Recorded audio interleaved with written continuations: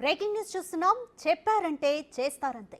6 నెలల రేవంత్ పాలనపై తెలంగాణ ప్రజలకు ఏర్పడిన బలమైన అభిప్రాయం ఇది. సంక్షేమం, అభివృద్ధిపైనే కాదు, డ్రగ్స్ నిర్మూలన, ప్రజలకు రక్షణ విషయంలో కూడా అంతే పక్కాగా ఉంటున్నారు సీఎం రేవంత్ రెడ్డి.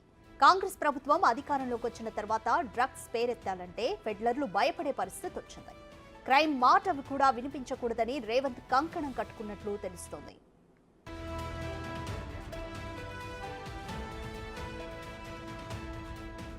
అందుకే కీలకమైన హోంశాఖ బాధ్యతలు కూడా ఆయనే నిర్వర్తిస్తున్నారు.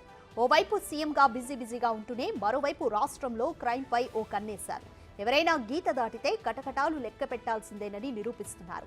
సోషల్ మీడియాలో డార్క్ కామెడీ పేరుతో అసభ్యంగా ప్రవర్తించిన ప్రణీత్ హనుమంతును 2 రోజుల్లోనే అరెస్ట్ అయ్యేలా చేశారు. తప్పు చేసిన వాళ్లు ఎంతటి వారైనా వదిలేదే లేదని నిరూపించారు.